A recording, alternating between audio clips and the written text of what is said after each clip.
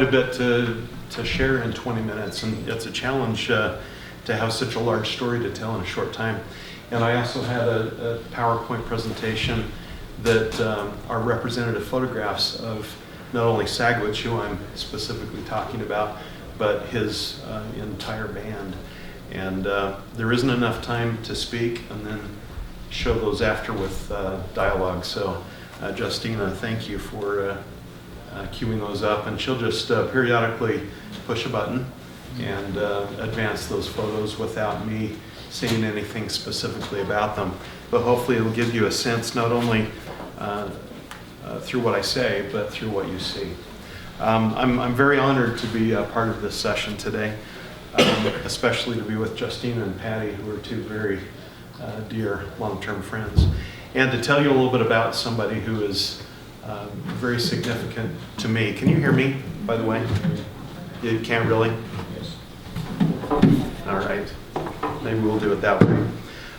Sagwitch was born in northern Utah, in what is now Box Elder County, in 1822. And although his people were hunter-gatherers, which meant that through a typical year, they might be not only in northern and central Utah, but also in Wyoming and Idaho and Nevada. They really considered their homeland to be northern Utah, and as they would travel around in smaller extended family groups through the spring, summer, and fall hunting and gathering, they always looked forward to the winter encampment, which is the time when the numerous bands would join together in a larger encampment. They would play games, they would share stories, as Patty mentioned.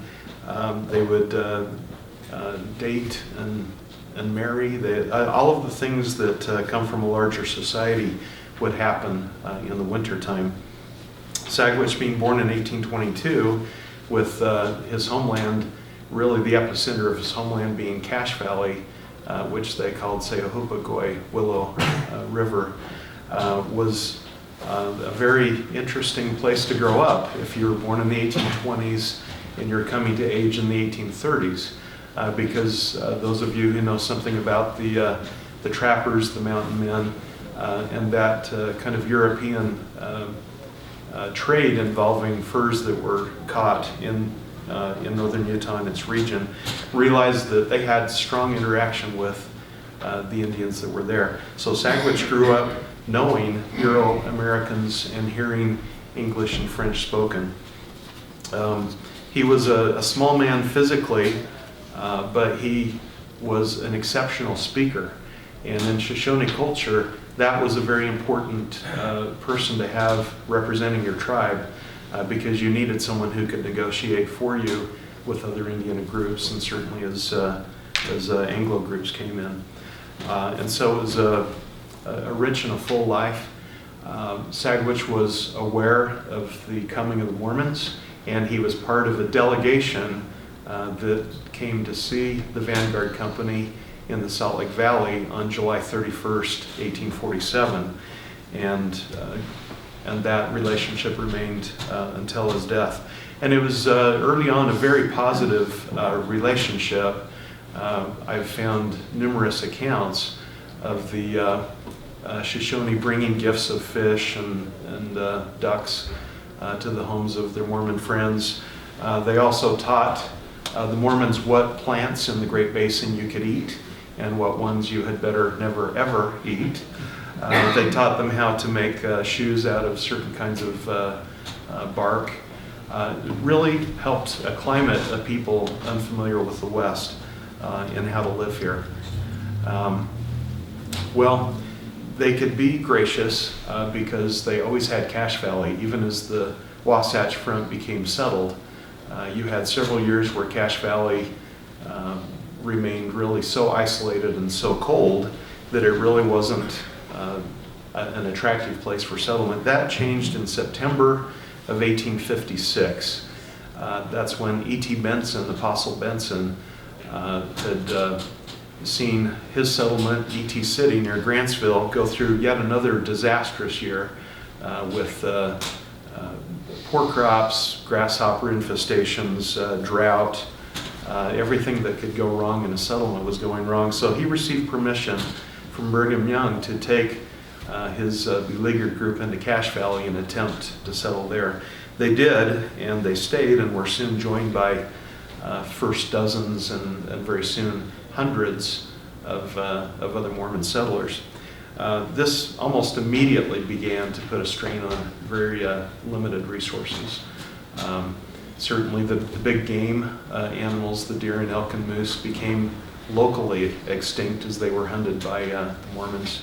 The fish in the streams disappeared as they were overfished. But the biggest single disaster for the Shoshone was that those verdant grasses that Cache Valley used to be famous for were very tasty to those large cattle herds that were brought in. And very soon they were grazed to the point that they were no longer producing seeds, which Anglos didn't think of as a food source, but it was a very important food source to the Shoshone, who would harvest those grass seeds from certain grasses. And that was one of the ways that they got protein through the winter months. So obviously that began to pinch things. Fences made it hard to travel through this hunting gathering region, and you started to have conflicts. Now the Mormons theologically knew that the Native Americans were fellow Israelites, and Brigham Young had continued to remind the saints of that fact in various talks that he gave in the settlements, and urged them to be gracious and treat with the Indians in a fair manner. And certainly the bishop's storehouses dispensed good quantities of flour and beef cows and vegetables to the Native Americans that came seeking it. But it wasn't enough. It wasn't an adequate replacement for the loss of an entire valley. And so certain Indian chiefs started directing their people to engage in acts of intimidation or even violence in order to get what they saw as rent for the use of the land, which they still owned. So Chief Pine, Chief Bear Hunter, other leaders of that type were quite militant and threatening and were very intimidating to the Mormon settlements. There were also depredations on the California and Oregon trails, just at the very northern edge of Cache Valley, which was certainly an issue that Colonel Connor was aware of. To make a very long story short, I can't tell the events that led up to the massacre, only to say that Colonel Connor decided that the culprits for those depredations on the trail must be among those Shoshone who were encamped at the winter encampment, the winter of 1862-63, just beyond nowadays Preston, Idaho. It was a campsite the Indians had used for hundreds of years, and it was a favorable spot with natural hot springs, which obviously made for a better experience wintering in Cache Valley. So without advance notice, and in fact under great secrecy, Colonel Connor led the expedition that he knew would end with an attack on that Indian village and a severe, as he said, chastisement. So maybe I can hear you can hear me a little bit better. And that's what he did on a very early morning, January the 29th, 1863. He sent his troops in for a frontal assault on the camp. Most of the people in camp were still sleeping. And this was not the way the Indians would fight. If they had the option, they would move to a neutral location where the men would fight the warring party, and the women and children would be left off to the side. Here they had a difficult battle because they not only had to defend themselves and fight the enemy, but they had to try to protect their families as well. And they were just starting to wake up as this attack was initiated. Some people have called this a lopsided battle that very quickly became a wholesale massacre, and I think that would be a characterization I would agree with, because the soldiers didn't show the kind of restraint that you would hope would be shown considering the population of that encampment. And we have the wonderful native voices that Patty has done so much to gather, and her family. We also have initial reports by the government. I've read Colonel Connor's detailed report. And then I've read the accounts of people who were allowed onto the massacre ground soon after the battle had concluded. And one of those was a letter that Apostle Ezra T. Benson, he was the apostle for Cache Valley, wrote to Brigham Young. He had sent 2 of the Mormons from the Franklin area onto the battleground after the battle was over, and they were allowed to, by Colonel Connor, to go. And they reported to Benson, who wrote this. 2 of the brethren visited the battleground and counted 235 Indians laying dead, besides squaws and papooses that are badly wounded, laying upon the field and left there to perish by Colonel Connor, who has rendered them no assistance whatever. Besides, he has destroyed all their wheat, burned up all their wickiups, taken all their ponies, and in fact he has left them nothing. That letter was penned on the 31st, 2 days after the massacre. Another account was from William Hull, who was a settler of Franklin. He, with William Head and William Nelson, were allowed to go onto the battleground as soon as the troops were finished.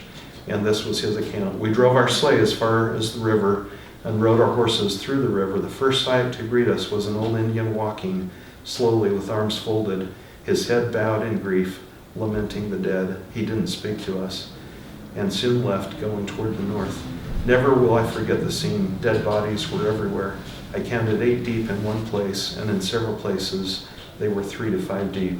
All in all, we counted nearly 400, 2/3 of this number being women and children. We found 2 Indian women alive whose thighs had been broken by the bullets. 2 little boys and 1 little girl about 3 years of age were still living. The little girl's body was badly wounded, having 8 flesh wounds in her body. They were very willing to go with us. We took them on our horses to the sleigh and made them as comfortable as possible. Well, they were taken into Franklin and nursed back to health. There were some of the Indian children that were adopted, including, we think, Sagwitch's infant daughter. Sagwitch's 2-year-old son, Bishop, was found by his own family after the worst of the battle was over.